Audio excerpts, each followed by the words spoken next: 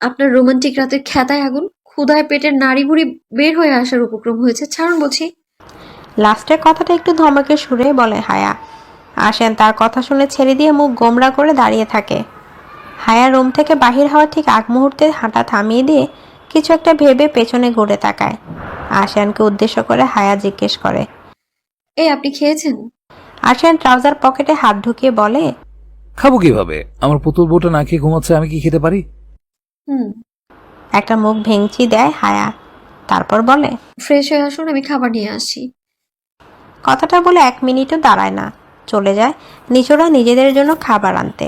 অন্যদিকে হায়ার কথা শুনে আশিয়ানের মুখে হাসি ফুটে। হায়া খাবার নিয়ে আসলে আশিয়ান আসে খাবার খেয়ে নেয়। এতে প্লেটগুলো ধুতে হাওয়াকে সাহায্য করে আশিয়ান। সব গুজিয়ে রুমে আসলে হায়া খেয়াল করে তার চোখের ঘুমের ঘও নেই। সে একবার বই খাতা নিয়ে নাড়াচাড়া করে তো আরেকবার বেলকনিতে যায়। ঘরের মধ্যে হাঁটাচলা করে। আশার ল্যাপটপে কাজ করতে করতে সবটা বিষয় আর চোখে প্রত্যক্ষ করে। শেষে না পেরে বলেই দেয়, এমন হাঁটাহাঁটি করছো কেন রুমের মধ্যে? আমার ডিস্টার্ব হচ্ছে। আর ঘুমাচ্ছ না কেন? হায়া কোমরে 2 হাত রেখে বলে, সেই দুপুরে ঘুমিয়ে রাত 12টায় উঠলাম। ঘুমের কারখানা খুলে বসেছি আমি। এতক্ষণ ঘুমানোর পর কোনো মানুষের ঘুম আসে? আর আশিয়ান ভাবে, ঠিকই তো, আমি সন্ধ্যায় ঘুমানোর পরেও যদি আমার ঘুম না পায়, এই অলসের ডিপ্পা তো সেই দুপুরে ঘুমিয়েছে। আশিয়ান গলা খাকায় দিয়ে বলে, তাহলে পড়ালেখা করো, সামনের মাসে তোমার এক্সাম। আমি কিন্তু ফার্স্ট ক্লাস চাই, না হলে আমার কলিগদের সামনে আমার নাক কাটা যাবে। সেটা আপনি না বললেও আমি আনার চেষ্টা করব। আর নাকের কথা বলেন, যেই না একটা বোচা নাক, সেটা আবার কাটার কি টেনশন? হায়া মুখ তেরা ব্যাখ্যা করে কেমনে যে কথাটা বলে। আশিয়ানকে হেনস্থা করার একটা সুযোগও সে মিস করতে চায় না। আশিয়ান তার কথা শুনে নিজের নাকে হাত বুলিয়ে বলে, আমার নাক ঠিকই আছে, বরং তোমার নাক উঁচু। বাপের মতো তোমারও নাকটা একটু বেশিই উঁচু, যার কারণে বাকিদের নাককে বোঁচা মনে হয়। হায়া তেরে মেরে আশিয়ানের সামনে এসে আঙুল নাচিয়ে বলে, এই খবরদার, আমার বাবাকে নিয়ে কিছু বলেছেন তো একদম আপনার বোচা নাকি ঘুষি দিয়ে আরো বোচা করে দেব। আশিয়ান নিজের কোলের উপর থেকে ল্যাপটপটা রেখে ছট করে টান দিয়ে হায়াকে নিজের কোলের উপর বসিয়ে নেয়। এমন কাজে হায়া একটু থতমত খেয়ে যায়। সে মুচড়া মুচড়ি করে চেষ্টা করে নিজেকে আশিয়ানের থেকে সরাতে। আশিয়ান হায়ার কোমরের 2 পাশে হাত রেখে নিজের মুখটা হায়ার ঘাড়ে রেখে ফিসফিসিয়ে বলে, ঘুরতে যাবে? আশিয়ানের এমন ফিসফিসে কথা বলা হায়ার কেমন একটা ঘোর লেগে যায়। আশিয়ান তার কোমরে হালকা চাপ দিয়ে বলে, কি হলো, যাবে নাকি আমি একাই চলে যাব? হায়া কাঁপা কাঁপা গলায় বলে, যাবো। হায়ার এমন থেমে থেমে বলা কথা শুনে আশিয়ানের ঠোঁটের কোণে হাসি ফুটে। সে হায়াকে নিজের সাথে আরেকটু চেপে ধরে বলে, তাহলে সুন্দর করে বলো তো বউ, আশিয়ান আমি আপনার সাথে ঘুরতে যেতে চাই।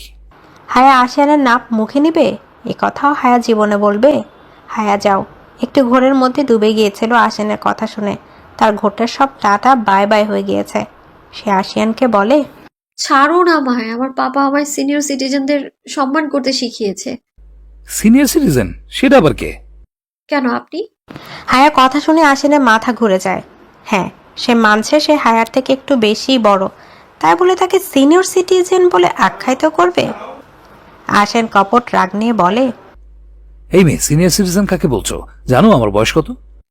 জানবো না কেন? গুনে গুনে আমার থেকে 9 বছরের বড় আপনি। আমার 21 হলে আপনার 30 চলছে। দেখেছেন, বয়সের ভারী নিজের বয়সটাও ভুলে গিয়েছেন। হায়া আশিয়ানকে রাগানোর জন্যই কথাটা বলে এবং কিছুটা সফলও হয় বটে। আশিয়ান হায়াকে নিজের কোলের উপর থেকে নামিয়ে উঠে দাঁড়ায়। কাবার থেকে একটা শার্ট নিয়ে সেটা পরতে পরতে বলে, আমায় বুড়ো বলা না, নিবই না তোমাকে আমার সাথে। এত রাতে তুমি একা থাকো, আমার রুমের পিছনের বটগাছে বসবাস করা পেন্দিদের সাথে আড্ডা দাও। আমি চললাম। আশিয়ানের রুমের পেছনে আসলেই একটা বট গাছ আছে। সেটা অন্যের প্রপার্টির ভেতর হওয়ায় কাটা হয়নি। ছোটবেলায় এ বাসায় আসলে আশিয়ান তাকে ভয় দেখানোর জন্য বলতো ওই বট গাছে নাকি পেতনি আছে। প্রতিদিন গভীর রাতে তার রুমের বেলকনির সামনে দিয়ে নাকি ঘোরাঘুরি করে। এসব শুনে হায়া অনেক ভয় পেয়ে যেত। এখনো সে ভয় কাটিয়ে উঠতে পারেনি। হায়া তড়াক করে নিজের জায়গা ছেড়ে দৌড়ে আশিয়ানের পেছনে গিয়ে তার শার্টের এক কোণা চেপে ধরে বলে, ও আসিয়ান ভাই, নিয়ে যাও না আমাকেও সাথে করে। এমন কেন করছো? এত শয়তান হলে কেন বলো তো? না হলেও আমি হব। প্রথমত তুমি আমার কথা শোনোনি, দ্বিতীয়ত আমায় সিনিয়র সিটিজেন বলে অপমান করেছো। এসব কারণে আমি তোমায় নেব না। একাই যাব ঘুরতে এই রাতের বেলা। কথাটা বলে আসিয়ান হায়ার হাত ছাড়িয়ে দরজার দিকে হাঁটা দেয়। রুম থেকে বের হবে ঠিক তখনই আসিয়ান শুনতে পায় কিছু অদ্ভুত কথা। হায়া বলছে, ওই মাফুতো বর নিয়ে যান না আমায় আপনার সঙ্গে করে ঘুরতে। আসিয়ান পেছনে ঘুরে বলে। মাফুতো বর? এটা আবার কেমন ডাক? হায়া তার কাছে আসে গুটি গুটি পায়ে। তারপর আসিয়ানের শার্টের একটা বোতাম ধরে সেটা খুঁড়তে খুঁড়তে বলে, আপনি তো আমার দুই দিক দিয়ে কাজিন না, মায়ের দিক দিয়ে মামাতো ভাই আর পাপার দিক দিয়ে ফুফাতো ভাই। এখন আপনাকে যদি শুধু মামাতো বর বা শুধু ফুফাতো বর ডাকি তাহলে ইনজাস্টিস হয় না? সবগুলো সম্পর্কে জাস্টিস দিতে এই ডাকটা আবিষ্কার করলাম। সুন্দর হয়েছে না নামটা? মিটমিটিয়ে হেসে কথাটা জিজ্ঞেস করে হায়া। এদিকে হায়ার এমন উদ্ভট ডাক আর লজিক শুনে আসিয়ানের মাথা দুটো চক্কর দিয়ে ওঠে। মেহু, জি। মেহরিমার এই ছোট্ট একটা উত্তরেও জাহানের দম বন্ধ হয়ে আসে ভালো লাগায়। তার খুব করে ইচ্ছা হয় মেহরিমা তার বুকের নিয়ে সারা রাত গল্প করবে। ইচ্ছে হলে আলতো করে ছুঁয়ে দিবে ভালোবাসার পরশে। কখনো বা ঠোঁট কাটা কিছু কথা বলে লাজে রাগিয়ে দেবে মেয়েটাকে। কি করছো? পড়ে উঠলাম। আপনি? তোমার কথা ভাবছি। ছোট করে মনের কথা জানিয়ে দিল জাহান তার প্রেয়সীকে। জাহানের কথা শুনে মেহরিমার গালে লাজে লাল হয়ে যায়। লোকটার সাথে যখনই কথা বলে তখনই কোনো না কোনো কারণে মেহরিমা এমন লাল টুকটুকে রূপ ধারণ করবে, অথচ জাহান কিন্তু তেমন কিছুই বলে না। মেহরিমা, শুনছো? জি, বসুন। চলো না আমরা বিয়ে করে ফেলি। তোমায় নিজের চোখের আড়ালে রাখা আমার জন্য কতটা কষ্টের তুমি বুঝতে পারো না। জাহানের কথা শুনে মেহরিমা আরও লজ্জা পেয়ে যায়। সে মিনমিনিয়ে বলে, আঙ্কেল আন্টি কি আমায় মেনে নেবেন? তোমায় বউ করে নিয়ে আসি, দেখবে তোমায় আমি আদর করার সুযোগই পাচ্ছি না। তুমি সারা দিন আম্মুর সাথে লেপ্টে থাকবে তার আদর পাওয়ার জন্য। জাহানের কথা শুনে নিঃশব্দে তৃপ্তির হাসি দেয় মেহেরিমা।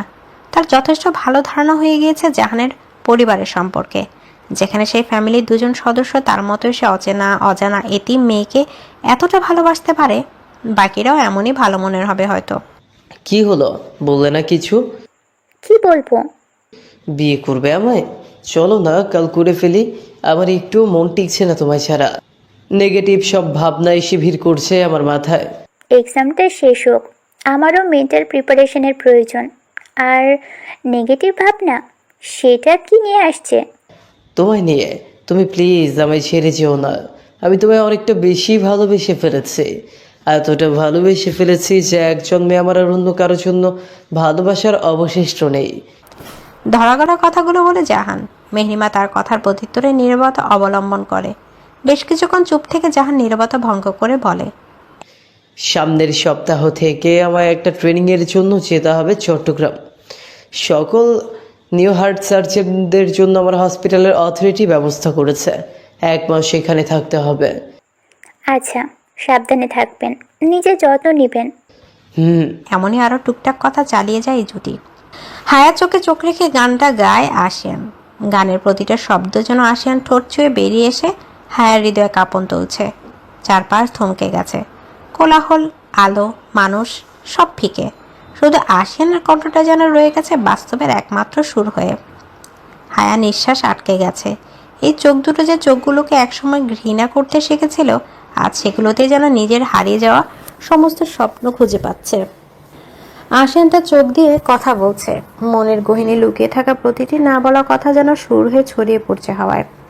ধীরে ধীরে এগিয়ে আসছে আসিয়ান। প্রতিটা পদক্ষেপে তার ভেতরে সমস্ত অহং ভেঙে চুরমার হচ্ছে, যেন সে কোনো ক্ষমা চাওয়ার শব্দহীন প্রার্থনার ভেতর দিয়ে হায়ার কাছে ফিরছে। আর হায়া সে স্থির নিঃশ্বাসও যেন নিতে ভুলে গেছে। তার বুকের ভেতর কান্না জড়ানো এক রোমন্থন কাজ করছে। যন্ত্রণায় গড়া ভালোবাসা, বেদনায় ভেজা প্রতীক্ষা। আশিনের গলা সুর থাকলেও চোখে ছিল দহন।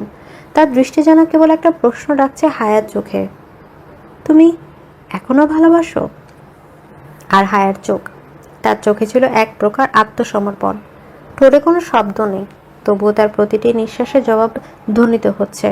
সবকিছু সত্ত্বেও, হ্যাঁ, আমি ভালোবাসি। এই মুহূর্তে গান থেমে গেল, আবেগ থামেনি। সেখানে শুধু তারা দুজন, আর মাঝখানে ভাঙা ভাঙা একটা হৃদয় যা আবার জোড়া লাগতে চাইছে শুধুমাত্র ভালোবাসার এক নিঃশব্দ স্পর্শে। আশিন একদম কাছে এসে দাঁড়ায়, এতটাই কাছে যে আশিনের চঞ্চল উষ্ণ নিঃশ্বাস হায়ার মুখে আছড়ে পড়ছে। আর সে উষ্ণতা ভরা নিঃশ্বাসের সংস্পর্শে এসে হায়ার অন্তর্কর্ণ কেঁপে কেঁপে উঠছে। আশ্বিনের ছোট ছোট চোখ জোড়া ছিল এক অদ্ভুত নীরবতা, কিন্তু তাতে ভালোবাসার উষ্ণতার উপস্থিতি ঠিকই টের পেয়ে যায় হায়া। আশ্বিন এক মুহূর্তের জন্য থেমে তারপর তার হাতটা এগিয়ে আনে হায়ার কাছে। হায়া বুঝে ওঠার আগে তার পুরুষালী উষ্ণ আঙুল দিয়ে হায়ার ঠোঁটের কোণে লেগে থাকা আইসক্রিমটা আলতোভাবে ছুঁয়ে দেয়। ছোঁয়াটা যেন কাঁটা দিয়ে বিদ্যুৎ খেলে যায় হায়ার সারা গায়ে। এরপরে মুহূর্তে সে হায়াকে অবাক করে দিয়ে সেই আঙুলটা নিজের মুখে পুরে নেয়। চোখে তখনও চাহনি গাঁথা হায়ার চোখে। গলায় গা ছমছম হাসকি টোনে বলে, দুধের স্বাদ ঘোলে মেটালাম, কিন্তু আসল স্বাদটা নেওয়ার সৌভাগ্যই হয়ে উঠল না। কথাটার মানে বুঝতে হায়ার বেশি সময় লাগে না। আশেনের কথা শুনে হায়া চোখ বড় বড় করে তাকিয়ে থাকে তার দিকে। চোখে লজ্জা, মুখে উত্তাপ, নিঃশ্বাস এলোমেলো, ঠোঁট কামড়ে কোনোভাবে নিজেকে সামলাতে চেষ্টা করে। এক মুহূর্ত পর কিছু না বলে সে আচমকা মুখ ফিরিয়ে নেয়। দু পা পিছিয়ে গিয়ে পিঠ ঘুরিয়ে নেয় আশেনের দিক থেকে। তার গালে তখন লাল ছায়া, রক্তিম লজ্জায় গলে যাওয়া চেহারা।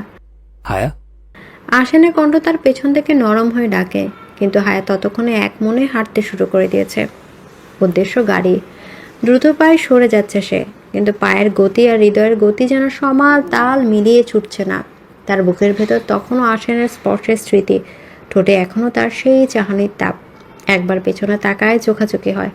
আশেন এখনও দাঁড়িয়ে, ঠোঁটে সে চেনা শয়তানি মেশানো মিষ্টি হাসি। হায়া তার দৃষ্টি এড়িয়ে নিয়ে মুখ নিচু করে ফিসফিস করে বলে, পাগল, একদম অসহ্য রকমের পাগল।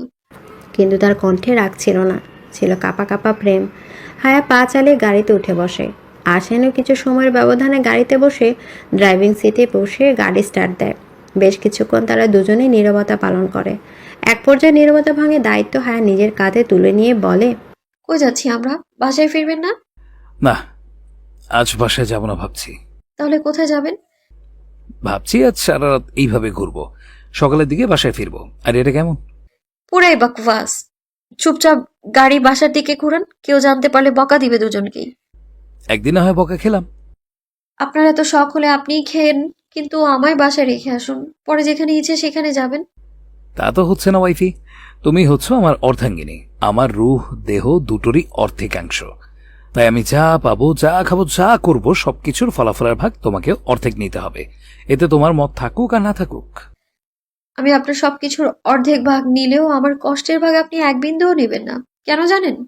কারণ আমার কষ্টগুলোই দেন আপনি। তার ছেলের হাসি দিয়ে হায়া কথাগুলো বলে। আশেন হায়ার কথায় খানিকটা কষ্ট পায়, কিন্তু আপাতত দৃষ্টিতে হায়ার কথাই সঠিক। আশেন বলে, দেখো, আশেন কথাটা শেষ করার আগে তার গাড়িটা কাউকে ধাক্কা দেয়, অর্থাৎ কেউ একজন তার গাড়ির সাথে অ্যাক্সিডেন্ট করে। আশেন জোরে ব্রেক কষে, কিন্তু ততক্ষণে যা হওয়ার হয়ে গিয়েছে। এমন ঘটনায় হায়া ও আশেন দুজনে ভয় পেয়ে যায়। তারা তড়িঘড়ি করে গাড়ি থেকে নেমে দেখে 9 থেকে 10 বছরের একটা বাচ্চা মাটিতে লুটিয়ে পড়েছে। আশেন আর হায়া বাচ্চাটির মাথায় কাছে বলে পড়ে। আশেন বাচ্চাটির মাথা নিজের কোলে তুলে নিয়ে তার গালে আলতো করে চাপড় মেরে বলে, এই বাবু চোখ খুলো, বেশি ব্যথা পেয়েছো? হায়া আশেনকে ধমকে বলে, আপনি যে চশমা লাগিয়েও দেখতে পান না আজ জানলাম। দেখছেন বাচ্চাটা ব্যথায় অজ্ঞান হয়ে পড়েছে, তাকে আপনি জিজ্ঞেস করছেন বেশি ব্যথা পেয়েছে নাকি? রাত কানা কোথাকার! কোলে তুলুন বাচ্চাটাকে, হসপিটালে নিতে হবে ওকে। আশেন হায়ার কথা মতো বাচ্চাটিকে কোলে তুলে গাড়ির দিকে হাঁটা দিলে তখনই কোথা থেকে যেন 2 থেকে 3 জন লোক এসে তাদের সামনে উপস্থিত হয়। একজন লোক বলে, এই আপনারা বাচ্চাটিকে এভাবে করে কোথায় নিয়ে যাচ্ছেন? বাচ্চাটা তো মনে হয় অজ্ঞান। আশেন বলে, আসলে ও হুট করে আমাদের গাড়ির সামনে এসে অ্যাক্সিডেন্ট করে ফেলেছে, তাই ওকে নিয়ে হসপিটাল যাচ্ছি। অ্যাক্সিডেন্ট করলো কিভাবে? দেখে চালাচ্ছিলেন না নাকি? এক মিনিট, আপনারা বাই এনি চান্স বাচ্চা কিডন্যাপার না তো? তা না হলে এত রাতে এমন শুনশান জায়গায় বাচ্চাটা আসবে কোথা থেকে? বাচ্চাটির শরীরও তো বেশ ক্ষত দেখা যাচ্ছে। লোকটির পাশ থেকে আরেকজন বলে ওঠে, ঠিক বলছিস শরীফ, ওরা হয়তো বাচ্চাটাকে এখানে এনেছিল কোনো ক্ষতি করার। যেই আমাদের দেখলো তখন এইসব কাহিনী বলা শুরু করলো। না, এদের কিছুই বিশ্বাস হচ্ছে না আমার। লোকগুলোর কথা শুনে আশিয়ান আর হায়া বিচলিত হয়ে পড়ল। হায়া অস্থির কণ্ঠে বলল, আপনারা আমাদের ভুল বুঝছেন। আমরা দুজন হাজবেন্ড ওয়াইফ। আমরা গাড়ি নিয়ে ঘোরাঘুরি করছিলাম, তখনই বাচ্চাটা হুট করে আমাদের গাড়ির সামনে এসে পড়ে। আমার হাজবেন্ড ইচ্ছে করে ওকে হিট করেনি। আমি বিশিষ্ট শিল্পপতি, জাভিয়ান তালুকদারের মেয়ে জেসমিন তালুকদার হায়া।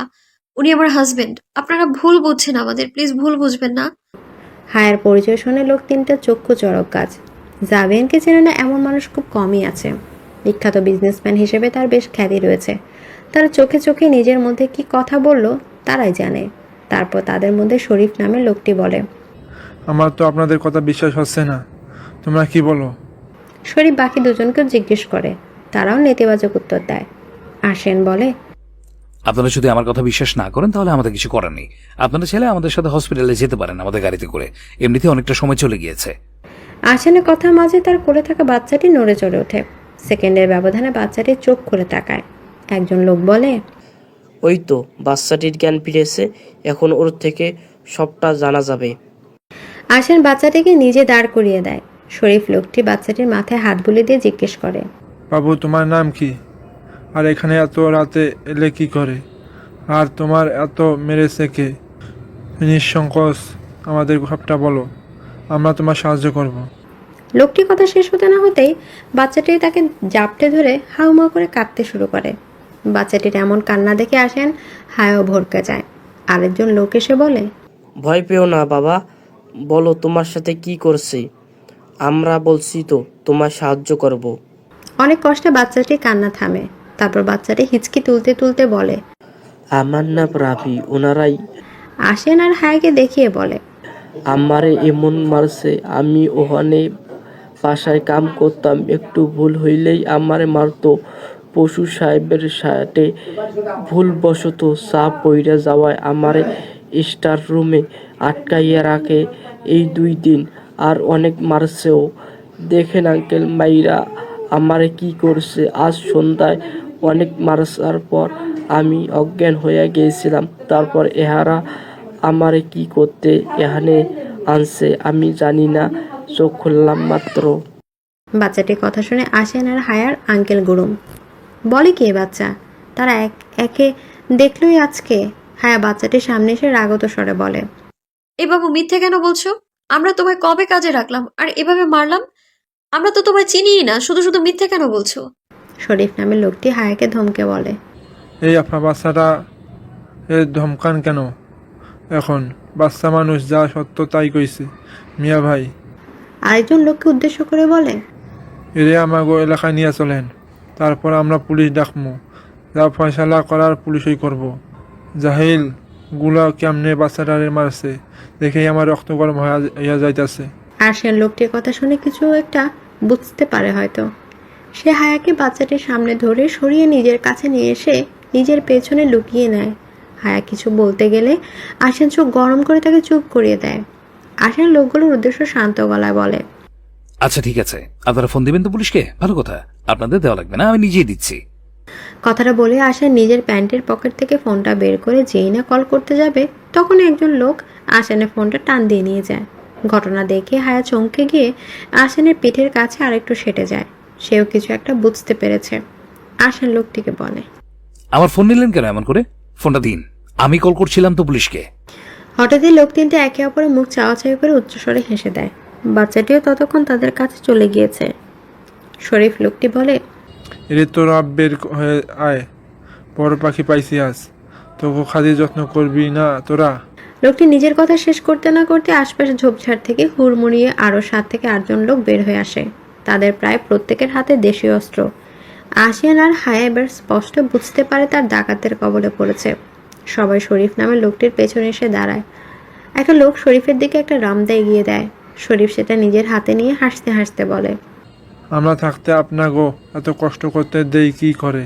আপনারা ফোন তো করবেন কিন্তু পুলিশ না নিজের পরিবার রে। আর কেন করবেন আশা করি বুঝতে পারতেছেন। এখন আমার লগে চলেন, আমার এলাকায় আইসেন, একটু খাতি যত্ন না নিয়ে থারি কেমনে?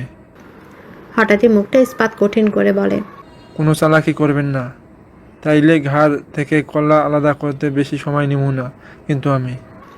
হায়া আগে কখনো এমন সিচুয়েশনে পড়েনি। তাই সে একটু বেশিই ভয় পেয়ে গিয়েছে। সে আশিয়ানকে পেছন থেকে খামচে ধরে থরথরে কাঁপতে থাকে। আশিয়ান তার এমন কাঁপুনি দেখে বুঝতে পারে তার প্যানিক অ্যাটাক হয়েছে। সে হায়াকে পেছন থেকে সামনে এনে নিজের বুকের সাথে শক্ত করে জড়িয়ে ধরে। এক হাত দিয়ে তারপর হায়ার চুলে হাত বুলিয়ে দিয়ে তাকে শান্ত করার চেষ্টা করতে থাকে। শরীফকে উদ্দেশ্য করে বলে, আমরা কোনো চালাকি করব না। আপনারা যেই দাবি করবেন তাই আমরা পূরণ করব। আপনি চাইলে আমার ফোন আর আমার গাড়ি রাখতে পারেন। দুটো মোট দাম খরো 12 লাখ টাকা। কিন্তু প্লিজ আপনারা অস্ত্রগুলো সরান। এসব দেখে আমার স্ত্রী অসুস্থ হয়ে পড়ছে। পাশ থেকে আগের একটা লোক বলে। লোকটার কথা শুনে বাকি সকলে বিশ্রীভাবে উচ্চস্বরে হাসতে শুরু করে দেয়। আশের লোকটির কথা শুনে পারে না হায়াকে নিজের বুকের মধ্যে লুকিয়ে নেয়। মনে মনে সে একটা কথাই বলে, আমাদের এই বিপদ থেকে রক্ষা করো আল্লাহ। হ্যালো বন্ধুরা, পরবর্তী পার্ট খুব তাড়াতাড়ি আসবে, তো সবাই অপেক্ষায় থাকো।